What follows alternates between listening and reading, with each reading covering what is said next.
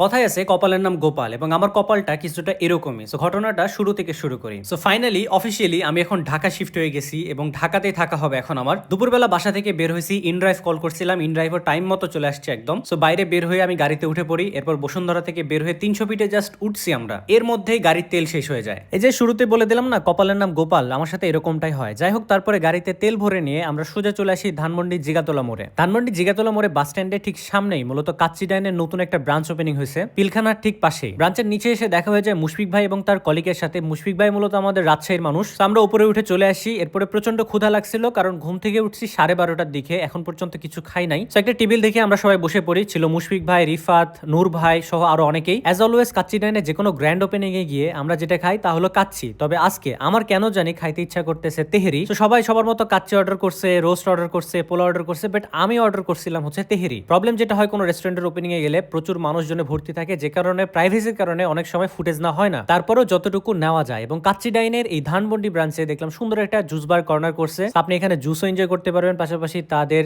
যে ফালুদাটা আছে ওইটা আমার অলওয়েজই ভাই অনেক ফেভারিট। তো যাই হোক, কথা বেশি না বাড়াই, আমরা খাবার অর্ডার করছিলাম, খাবার চলে আসছে। আমি খাবো তেহেরি আর সবাই খাচ্ছে কাচ্চি, বিরিয়ানি, কেউ পোলাও। মাটন তেহেরির উপরে যে মাটনের পিসগুলো ছিল সেগুলো বেছে বেছে অলরেডি হাফ খাওয়া শেষ, আমার রাইস খাওয়া শুরুই করি নাই। আর পুরো টেবিল ভর্তি এত এত খাবার অর্ডার করার রিজন হচ্ছে 20 এবং 21 তারিখ কাচ্চি ডাইন ধানমন্ডির গ্র্যান্ড ওপেনিং উপলক্ষে ছিল 30% ডিসকাউন্ট, যে কারণে এতগুলো খাবার সবাই মিলে অর্ডার করছে। এবং মজার বিষয় হচ্ছে যে যেভাবে পারছে খাবার অর্ডার করছে। যাই হোক, আমার তেহেরি আমার সামনে চলে আসছে, এখন খাবো। এবং আমি যদি অনেস্টলি বলি ভাই, তেহেরিটা আমার কাছে বেশ ভাল লাগছে, বেশ মানে অনেক ভাল লাগছে, একদম তৈলাক্ত ভাবটা নাই, পাশাপাশি বেশ ঝরঝর একটা রাইস ছিল, সফট একটা মাংস ছিল, এবং তেহেরির যে স্মেলটা সেটা একদম মোমো করতেছিল আশপাশ দিয়ে, অনেক মজা ছিল। এবং এই তেহেরি খাওয়ার সময় আমার মনে হয়ে গেল আমি যখন নারায়ণগঞ্জে গেছিলাম তখন আসলাম ভাইয়ের একটা তেহেরি খাইছিলাম, ওই তেহেরি আর এই তেহেরি একদম সিমিলার টেস্ট, একদম কাছাকাছি। তো নারায়ণগঞ্জের মানুষ যারা আসলাম ভাই তেহেরিটা খাইছেন তারা এই তেহেরিটা ট্রাই করে দেখতে পারেন, একদম সিমিলার একটা টেস্ট পাবেন। পেট ভরে সবাই মিলে খাওয়া দাওয়া করছি, বেশ এনজয় করছি, ভিডিও করছি, সবাই মিলে ফান হয়েছে, মাস্তি হয়েছে। এবং আপনারাও যদি ধানমন্ডির আশেপাশে থাকেন তাহলে অবশ্যই ধানমন্ডি এই কাচ্চি ডাইন ব্রাঞ্চটা ভিজিট করে দেখবেন, তাদের অনেক অনেক খাবারের প্যাকেজ আছে, সেগুলো ট্রাই করে দেখবেন। তো আমাদের খাওয়া দাওয়া শেষ। তো ধন্যবাদ সবাইকে ভিডিওটা দেখার জন্য। ভিডিওটা ভালো লাগলে অবশ্যই কমেন্টে জানাবেন, এবং ধানমন্ডির আশেপাশে থাকলে অবশ্যই